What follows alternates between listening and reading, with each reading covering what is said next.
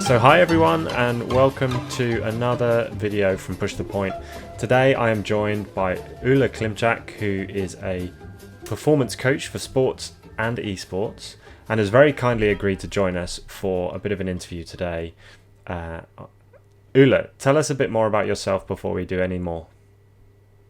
Okay, hello. My name is Ursula. As you said, I work as a performance coach for it's been a couple of years actually, since 2014. So, yeah, I'm kind of, that was the year that I started my first, let's say, little steps, baby steps in esports. Before that, I've been a manager that was managing like two sales team in a very dynamic and highly competitive sales environment.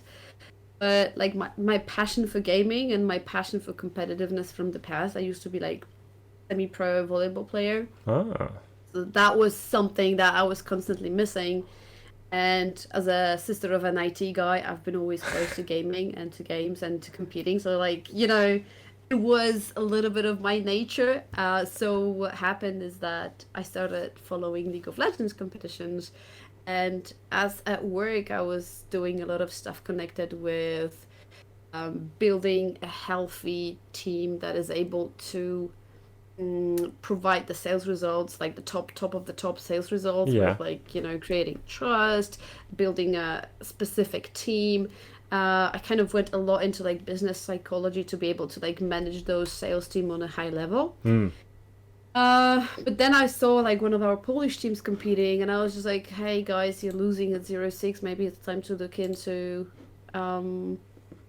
to like the team's aspect of the of the game, not necessarily only the skill one. And actually it was Mariusz Ksir that pushed me to do it, because we've been watching those games together. Okay. And I was just like, look at them, like they have no team bonds, like look at their faces, they're sad, they're angry, like there was no sparks, there's no bond between them. And he was just like, tell them that. I was like, what do you mean? Write to them. And I'm like, oh Yeah. yes. And then I just did that, and actually there was a gaming festival in Poland, and they kind of replied back that if I could pop in that festival and just speak with the manager a little bit about it. That was my story, and then I joined the team. I was supporting them till the end of the season, and from 0-6 they went into like, I think it was 6-8, and they did not lose a single game till the end of the season. So I guess that was the start of my esport history. And then it was just like a word of mouth, and people were just like recommending me. They want to use my abilities all the time. So funny story. And at the same time, I got engaged with traditional sport. I also support like a poker stable, so I also have poker players under me. Oh wow! So that type of environment is just like in the need of people like myself. So that's why it's pretty dynamic, if I can call it like that. Yeah, I mean, it sounds like you have an amazing impact on the people you work with and work for, which is incredible. I think our listeners will be maybe interested in your work, because obviously you've popped up on a recent video for Flesh and Blood talking about Team Poland, and you had a little spot on their video released by LSS recently. Just tell us a bit more about the work you've been doing with Team Poland specifically. How did you get involved in Flesh and Blood, and what have you been doing with Team Poland? So myself and Siri, we were like a couple, and we've been together for like, oh my god, like many years, like 15 years or something. But it's like, we both loved board games, we loved card games, and we always been into it. I was playing card games with him for years. I was really competitive in the Legends of Five Rings in the past. I was even like top Scorpion in one of the British nationals. So I was like really diving deep into it.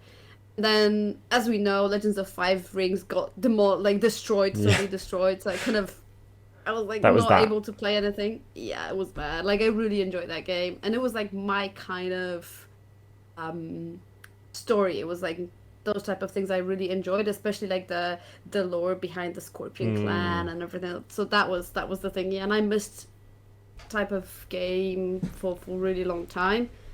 Whereas like at the same time, Marius was involved in like the Star Wars Destiny or like all the Yeah, titles okay. that he was trying to play. Then Flesh and Blood appeared, and I was just like, he was like, try it. I'm like, nah, I don't think it's my game. Let's try it. Okay, so I've tried it, and yeah, we went to a couple of tournaments together. But like due to the fact that we have kids, then one of us needs to be Yeah. staying with kids. One of us is going to tournaments. Yeah. So I'm not that active anymore. But the story is that I really like follow what he's doing, what the Team Poland is doing, and you know when the idea of like creating Team Poland came, then he said like, hey, you know, people are like very stressed when we play, and like we've noticed that you know people sometimes cannot handle the pressure. Maybe you want to Mm. like up with some of the stuff for the team, and I'm like, yeah, sure, like I would be happy to do that. So we kind of. Uh, they kind of wanted those workshops, and I also said like, yeah, I'm super happy to do it. So I decided to kind of give them like my best knowledge if it comes to like, you know, what is actually peak performance, like how to control Mm. emotions, how to control the stress, like how to take care of your dopamine so your productivity is there, because like dopamine is a neurotransmitter that is actually responsible for motivation and focus, and very often people in like long lasting tournaments or like before the tournaments when they're getting prepared, they tend to lose those sparks, and like the dopamine is like super Yeah. low, so that those competitive aspects they disappear. Also stuff like what to eat, how to conquer the jet lag, Yeah. like how to get out of the comfort zone, like how to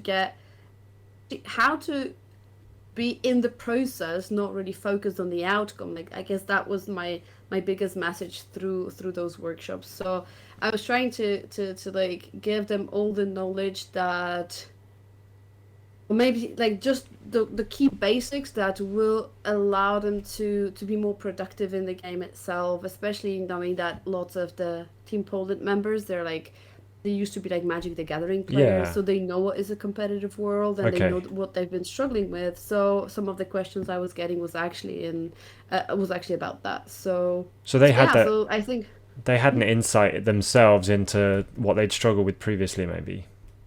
mhm. Yeah, yep. So kind of we're just going those directions that how to look into yourself as an individual to be productive during those type of tournaments, Okay. especially after like, you know, 12 hours of flight. Yeah. Well, I mean, that's So very so that's relevant. something. We're doing this interview a couple of just the week before the World's Championship starts. So there will be many players traveling this week and trying to do what's best for them. From Europe, we've got between a 10 and a 12-hour flight, or maybe 13, 14-hour flight to the west coast of the US. So um, some people are flying early today, tomorrow. Some people are flying later in the week to try and trick their bodies into not having jet lag that way. And it's interesting to hear your perspective, I guess, on how to deal with that. And I'm sure Team Poland have been well prepared. Um, when are they planning to fly? Do you know? Are they flying as a group or separately or? It's a mix. Some people are Yeah. flying like already like in the days. Some people are flying like 2 days before. Okay. So it's like, you know, the travels of Team Poland actually started on Sunday. I think Okay. sorry, on Saturday. Like the people that would no, actually, we have Duo Funnel that was visiting us for like one evening because he had a flight the next day Oh, okay. from our city. So as you see, like it's not only online connection and tournaments connection, but Yeah. like people are really close to each other there. That's amazing. Um, yeah, so I feel like some people are already there. Some people are flying as of tomorrow. But the fun fact is that people are not aware that you only need around 48 hours to actually Mm. get used to a new time zone. The key thing for doing that is to be able to see in your um, it's like it's called like the circadian rhythm, like Yeah. how to get into that moment, like how to avoid stuff like, you know, being sleepy the next day. Like the biggest Mm. mistake people made on a flight and long flight is that they try to sleep over the long flight, and that is something super distractive, especially if you sleep at the end of the flight. Then you just like, land up and you feel like, oh, I cannot sleep. Or like stuff like you land, it's like 4 p.m. You end up in a hotel at 5 or 6, and you're just like, maybe there's a time for a nap for me. And you're done because you wake up in the middle of the night, and what can you do? Like, so like those little things on like how to look after yourself, but also Yeah. how important is the daylight for people, like adjusting yourself to what you eat and when you eat at the same time Staying after hydrated changing and the flight. Yeah. Oh, remember, water, a lot of water. a lot of water. Yeah. Especially during the flight. So I must admit, my usual plan for the west coast of the US is to try and stay awake as long as possible and try and get as much natural sleep as possible, and then drink as much water as possible. That tends to work for me, but I've never tried it for a big competition, so we're going to find out how that goes next week. a little tip: sleep at the beginning of the flight. Don't sleep Okay. at the end of it. Good plan. that is something you should do. So with your work with Team Poland, has that been mainly online sort of seminar style delivery, or has that been face-to-face group sessions or one-to-one sessions? Like, how do you work it? I mean, I had a few like really short sessions individual, like people were just dropping me questions like, "Hey, what do I do about this, about that?" But mostly we just like we met a couple of times. I think it was 2 times now, where we just had like 1.5 hours of workshop where I was like throwing the topics. Also, apart from that, if there were like extra questions or something, the team was just like getting back to me, asking, what about this? How do I apply this? And just like open discussion.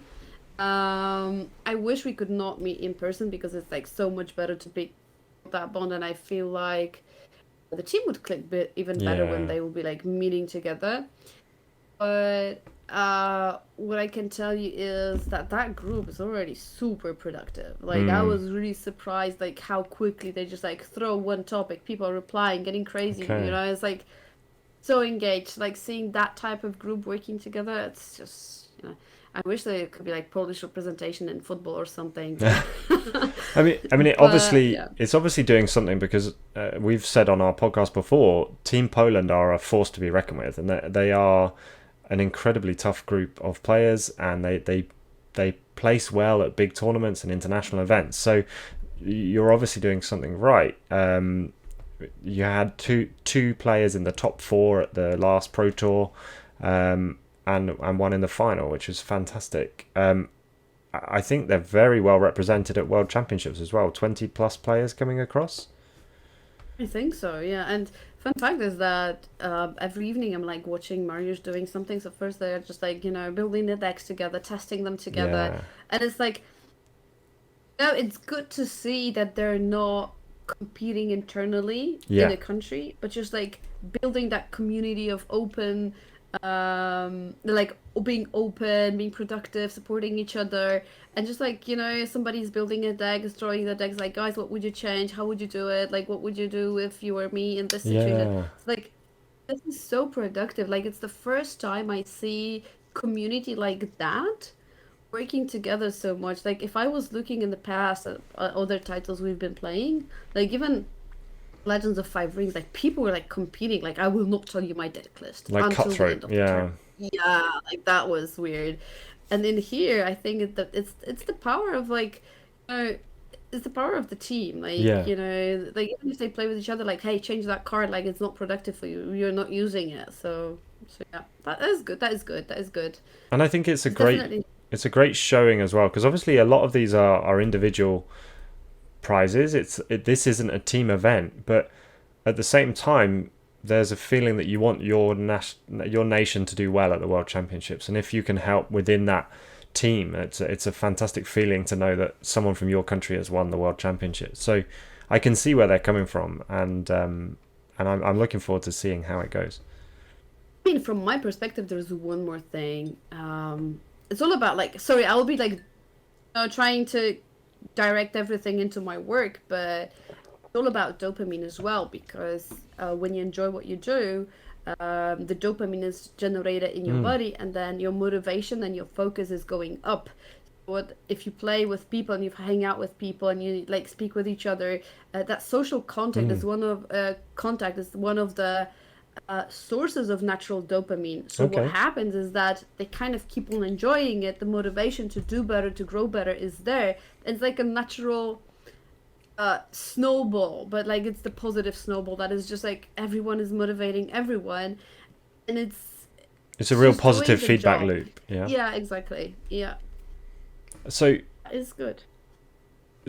so we've touched on this briefly, but how would you feel that your input benefits esports and gaming players? Like how what would you say the top three like benefits are for people that have a performance coach? Um, Quite often in the competitive world, Mm. people do not realize that it's not only the skill that Mm. is winning you the tournament. So like you play with your body, whether Mhm. these are cards, esport, football, or something, Mhm.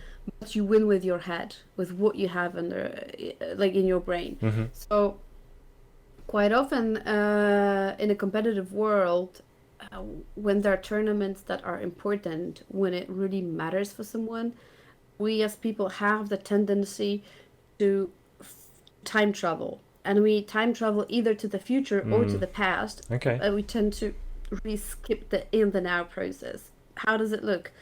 Well, if you go to a tournament and, um, focus so much on winning and on like being top eight, you tend to disrespect or you tend to neglect a lot like the first rounds. Mm. Usually the top players, they do lose the first rounds because they're already in their thoughts in the finals.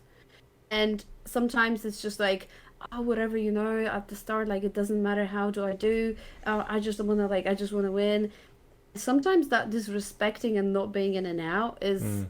causing or like is making the players to make a lot of mistakes in those early games, like first or second game. Mhm. And because for them, those games, they're treated both ways. Like for them, they're either like they're not in the process yet because like they see themselves already in the finals or like top eight or something, or they tend to have those type of thoughts like, oh, that's the first game, I need to win this one. So it's like the traveling with the outcome, whereas you're not sitting in the game. So you're not focused on what you're playing Yeah. or how you should play, how you should like, focus on your deck or something. Even like type of like, small talks before the game. Like they can make a lot of magic because like, you get yourself into the game, like, hey, how are you? How long have you been playing? Like those type of things, they're kind of opening up into the game, into being now. Like being friendly is also, again, I will repeat again, generating dopamine, which Yeah. is something that like increases your focus. So Okay. that's good. But quite often in those games, the players have that type of thinking, like, if you're facing at the start someone you used to play with, and you lost with that person, it's already like, oh my God, I lost with him. What if I lose again? Mm. It's like wishful thinking. It's just like, the more you think about the outcome, the less intuitive you are and the more mistakes you make. It's like, I want to compare it to a situation like we all have been to a pub or into the bar where we see a waitress that is having like two huge trays, and on that Mm. tray she's having like three plates, four glasses, and she's just like, running in between tables and doing it very intuitively, very fast with like super precision. That is good. But imagine the situation that her boss is coming and is just and he's just like, hey, Jenny, be careful with those. Yeah. You know what's going to happen. She'll be just Yeah. looking at those trays, that intuition will be gone because she'll be thinking about the outcome. And if there is anything on the floor, if there is chair that is not in the position, she will just fall with those. So it's like a little bit the same with how players think and how they approach games and how they approach tournaments. So a little bit into like be in the now, focus on what you do, Yeah. believe in yourself, and it's good to also have like that checkup in your head. It's like, okay, is there anything about the game I don't know? Mm.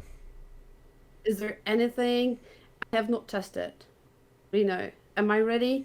Yes. Do I want to play? Yes. And it's getting you in the now Yeah. process.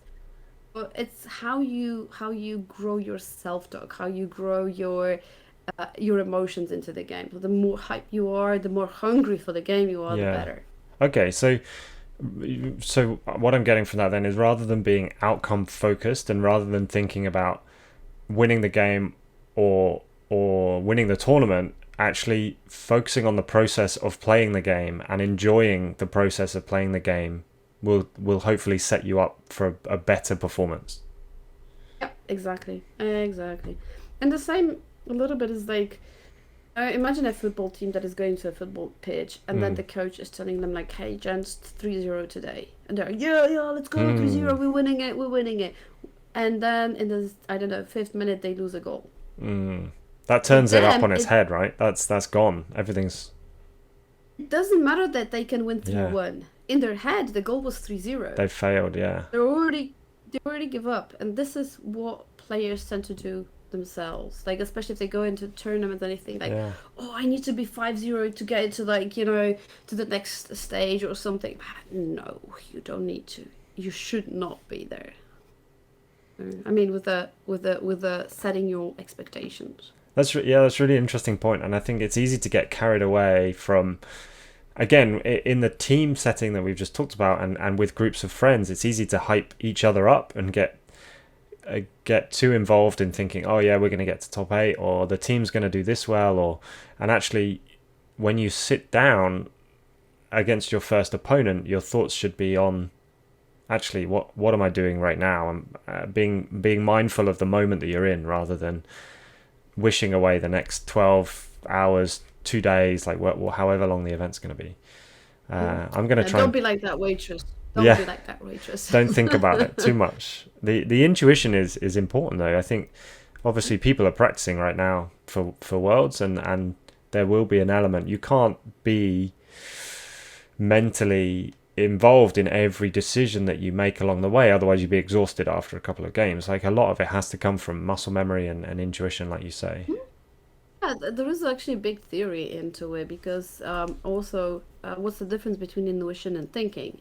Intuition allows you to kind of do multiple activities at the same time because we Mm. made some of the activities perfect and our body is doing them just like that without Yeah. control. But when you think, you usually look for the answers. So you focus on one activity at a time, Mm. and if you feel like I'm not prepared, maybe I may skip something, maybe there's something I'm not sure about, then you keep on thinking, and you tend to be missing some of the cards the opponent is playing, or Mm. you tend to be missing, I don't know, like not playing your tunic. Yeah, So like, well, not using. So like this is it. I think everyone's been And guilty of that. The tunic trigger is ubiquitous. yeah, so this is showing like how deep in the thinking you are, or like Mm. how little in intuition you are. The it's a little bit like telling a poem by heart. It's like if you go back to school Mm. and then I don't know, like you got a homework to learn a poem by heart. You've done it, like you've been working on it the whole week. Mm. You go in front of the class and you have no stress, no negative emotions. You just go at it just like that, and yeah, it's done. No nerves, nothing. But if you've not been putting enough work into it, and then there's a moment you need to tell it, you're like uh Yeah. just thinking, and that's it. They're like, that's the main difference in it. The book Thinking Fast and Slow comes to mind. I think it was Daniel Kahneman talking about that, sort of the fast brain and the involved brain, and how that works over time. It's a very interesting. If you haven't read it, or if any of our listeners haven't read it, it's probably worth thinking about in terms of performance and thinking theory. So I found it quite interesting. I can recommend two books as well. One, Dopamine Nation from Anna Lembke. It's actually amazing. I mean, I am known in the esport environment as Dopamine Queen because I'm really Oh, focusing a lot on dopamine. So that is a very good read, and also The Molecule of More, which is also okay. amazing book in terms of how dopamine is actually impacting our productivity, our effectiveness, our Yeah. motivation. And also it talks a little bit about addictions and about, relationships. So that all kind of gets clear, and then people are like, oh, it's that easy. Yeah, it is. It's always So good to have a reading list ready to go. So I'm going to take those on board. Thank you very much. So just before we sort of start to wrap things up, how has your performance coaching with others helped you in your personal goals? Whether that be work, whether that be content creation, like how has it helped you? At some point, my content creation is poor. Like, I don't have time to like look into my content, and I've been asked so many times, like, hey, you should start podcast. You should start talking Yeah, about this, about that. I have no time for it, even though I really want to do it. So maybe, one day I'll be just like, no, clearing the calendar one day. And I was like, yeah, that will be my day. But I feel like what pumps me up in work is seeing people smiling after, discussions, seeing people like being happy with what you do, because quite often the players that end up speaking with me, they're either like frustrated, either nervous, or they burn out. mm, All of a sudden, if you have a first goal with a player that is just like, I can't look at poker anymore, or like, that game like Valorant is has become like my biggest nightmare, or mm, CS:GO. Then after some time, we kind of detoxing, we're creating new day plan, we kind of engage new activities, and then after 2 weeks, I see that players just like getting hyped and popping off with results. This is something like yeah. So, so that is one thing that I'm taking. I'm taking a lot of energy of that work. Um, Not to lie, it's not always easy. It's not always mm, like rainbow and sunshine. We do have a lot of, uh, players, athletes that just struggle with depression, with suicide thoughts, and those are the moments that are very difficult for me. mm, Um, and not to lie, as of COVID, I have more and more that type of mm, players. Um, Thought that actually it was like maybe like one person occasionally, but now it's just like more and more people struggling with the time, with yeah, motivations, going outside actually. So that is one thing. What I'm taking from it is actually being mindful of my own activities, okay, because the best way to learn is by teaching others. And sometimes when I kind of, teach people and just like, advising them a lot of stuff, then I'm like, if my motivation is down, if I want to do something and I can't do because like I'm lack of energy, I was like, and what will you tell your players that yeah. you have not done it? Like how would you look, in their eyes? And I'm like, yeah, I have to. It's a Like, tough pill to so that swallow, but it's accountability as well, isn't it? yeah, like sometimes, I do need to be like the role model, even though sometimes it's difficult. Like we all are sometimes struggling, and I really Mm, appreciate my mentor, because from time to time I also tend to speak with them about like stuff I'm struggling with, so just like clear my mind. mm, And it's like typical that, every psychologist has someone that they also need to like, with whom they need to like arrange puzzles together, yeah. so there is not too much mess in my head. So yeah, I really appreciate Jakub, Big Bow, Jakub Załowski. But I feel like we all need that type of space Mm, where we kind of um the puzzles together, and we just kind of feel comfortable with what we do. So it gives me drives, it gives me motivation, but it also um allows me to control myself a little bit better. So I feel like going that direction. I'm just trying to be, improve myself day by day with what I do. And like the more knowledge I have, the easier it is to control myself and my emotions. that- Even though with kids, it's sometimes not so easy, yeah, I but was gonna say trying that to do my that's best. a different matter. That's yeah, Yeah. very very tricky.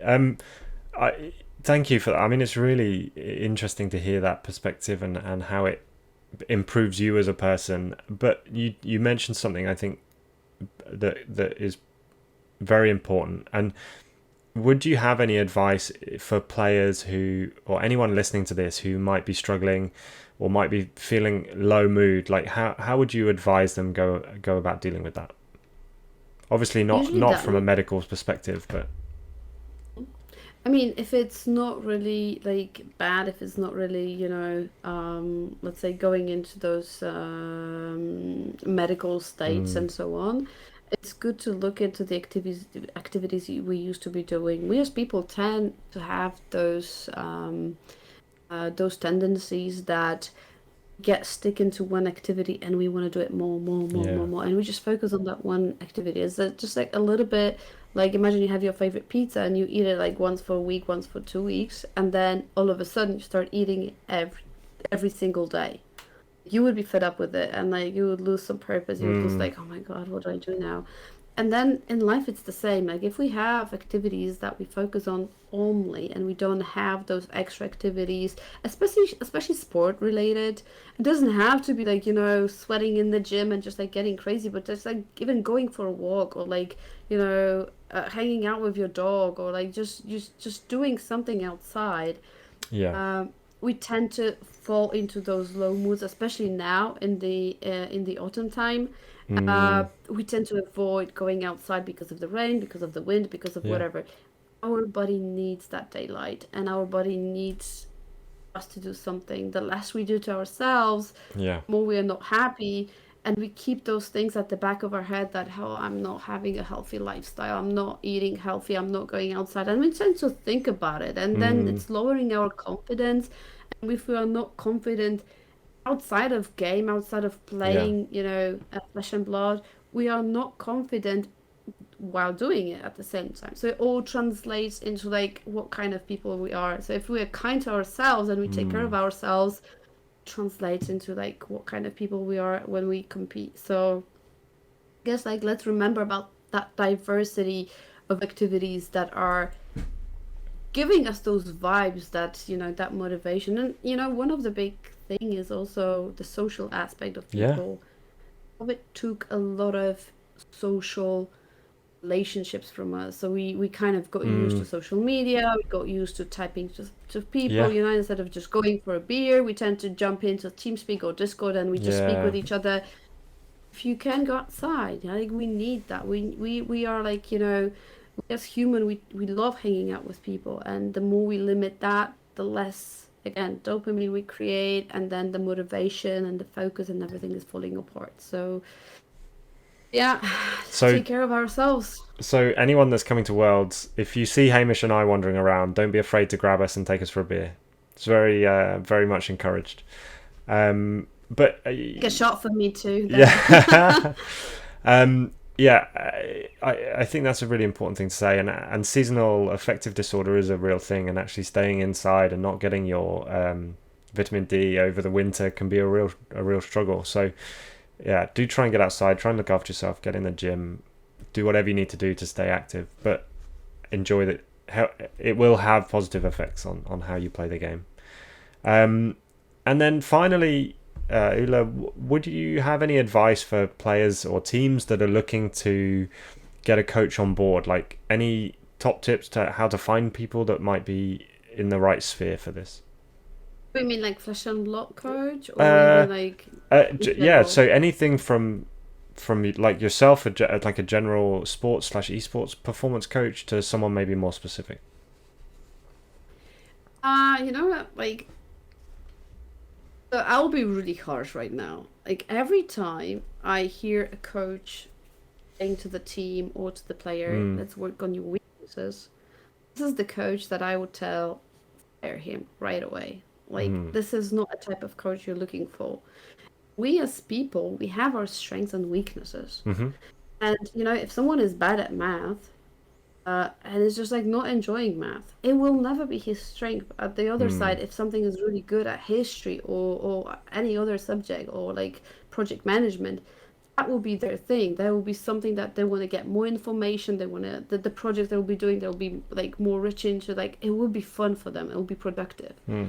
But with the subject or topic you don't enjoy, you'll be always bad at it. So we tend to have those coaches to quite often saying like, hey, that's your weakness, you need to work on that. Mm. No, you need to minimize the impact of your weakness on whatever you're doing to get better at it. Like Mm. imagine that you have decks you're not enjoying, then somebody's telling you like, play that deck, you have to be playing that deck.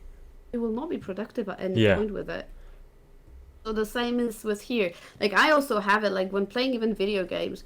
Like I have specific champions or agents that I enjoy because they're Yeah. like my nature, my skin, and I'm good at that. Yeah. If you give me another agent, I'm just like I can't. Like it's not my thingy. So every time I hear someone saying like work on your weaknesses, Yeah. it's like, oh, he doesn't know what he's talking about. So that's my first thing if it comes to coaches. But I feel we should focus a lot on what the coaches should have, because like we all have our flaws. Yeah. But for me, the quality of a coach is a person that is building relationship, that is interested in you as a person, what you do, how to support you, because then that empathy level is just, reaching the point that the player tend to have in their head something like, oh, I don't want to let down my coach, or Yeah. like I want to do something for my team. So like that empathy in the team Yeah. aspect is super important. And if the coaches understand and they can put themselves in other shoes, and I think that's a very good quality they should have. And another quality of the coach that I very value is um, you know looking outside of the box. So we tend to, in like, whether these are cards, whether this is, I don't know, like any other sport or esport, we tend to have the so-called meta. Yeah.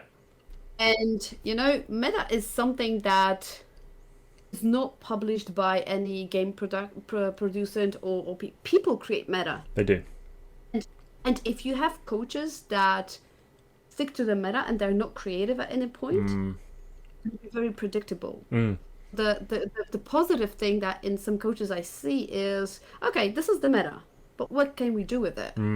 How can we build around it? How can we face it? Like, how can we build something that will change the meta?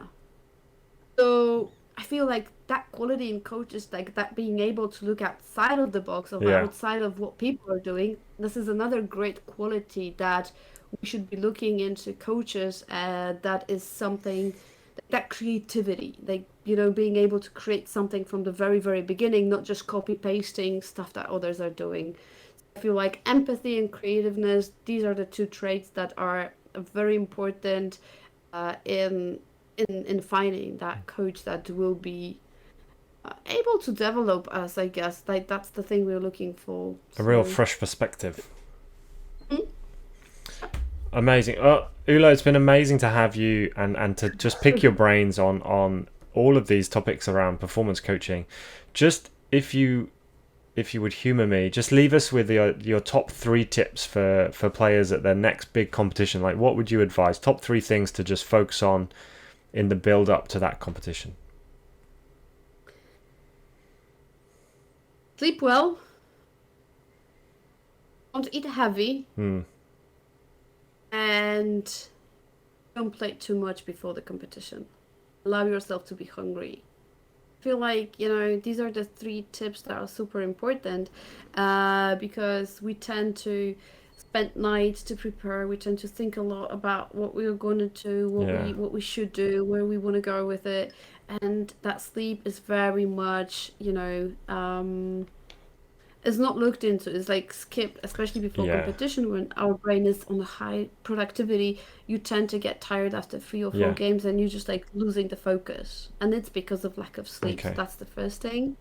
If it comes to food, sugar, caffeine, like a lot of it, like really a lot of it, it's just not only making you feel heavy, and it's making you feel like, oh, I'm just like not in my best moment right now. But like when you spike up the sugar with, like, I don't know, like eating a lot of power bars or drinking a lot of Coke or something, what goes up must go down. Yeah. So quite often you need more sugar and more sugar and more sugar, and then we know what happens if we eat that much. Yeah. And also same as with caffeine. Like, if we tend to drink too much, like energy drinks or coffee or something, at some point your hand will be shaking, and you'll be like, heart will be pumping very fast. And again, it has impact on what you think and how you react. So that's another thing. And the third one was, what was it? Sleep, eat, and don't play too much. Don't play too much. Yeah, exactly. Do not. We can get burnt out easily before tournaments. We feel like the more we train, the better we are. Yes, but what can you learn a day before the tournament? Yeah. You can't learn so much. You've got all the time to prepare. You've got, like, the card players are learning every day from the moment that, especially like the cards are released. So they're reading the card, they're thinking like how to play it in the deck, they're trying it out. So that's the learning process for them. And the more they know, the more cards they know, that's the learning. Then you just apply, like you just tend to get into the patterns that you repeat card a couple of times, then you know how to do it. So like the day before, you won't be able to learn much. I mean, unless there's like something that you do that all of a sudden you decide to change the deck and you have to a deck that you have not been playing in the past. I mean, that is the stupidest thing you could do before the tournament. But at the same time, if you're in that situation, okay, I understand. But like, don't get surprised if you are like, shaky and hesitant during the tournament. And at some point you feel like, oh my God, like I'm not prepared. And then you just like totally give up. Like if you're hungry, I mean, I like that LSS is doing that party on Thursday because they're forcing people not to play. And this is something I really like because they have to take a break. Obviously the players will drink a couple of beers and so on and so forth. So they don't play later on. They just go to bed and sleep. Like GGLSS, that's good. And you get the dopamine hit from the social element as well. Absolutely. So yeah, this is something I really like. But I know that there are players that are skipping it just to play more, and that is actually the biggest mistake they can make. One of my teams actually did that mistake in one of the years. I did not travel with them to a tournament, and what happened is like before the most important games, because they've been playing finals. Okay. They played for 13 hours and I didn't know about it. And the next day they were like so tired, so frustrated because at the end they also were losing those scrims and they were losing also the solo queue games. And I was just like, you just set up your brain for failure because you get stressed out, you tend to lose and you feel like, oh, nothing good will come out of it. So it's also setting your mindset. You don't want to think about winning, especially the day before. So these would be my tips. Amazing. I'll repeat that once again. You play with your hands and with your with your body, but you win with your head, and you need to have that head fully functioning to be able to win that anything, if it's sport, esport, business, whatever it is, cards or something. Amazing. No, thank you so much. And unfortunately we won't get to see you at Worlds because you'll be with one of your teams in Rio de Janeiro. Yep, that is correct. We're going for major. Keep our fingers crossed. We are in the legends, so we'll just play like the top of the tournament. So I'm super proud of them. I hope our team is also super excited as I am. And good luck, and I'm wishing you all the best. And again, thank you for spending this time with us. It's been a real pleasure to chat more with you, and good luck to Team Poland at Worlds. Thank you so much, and best of luck to you. I hope you also get what you want. Thank you. All right. Thanks a lot. Thank you.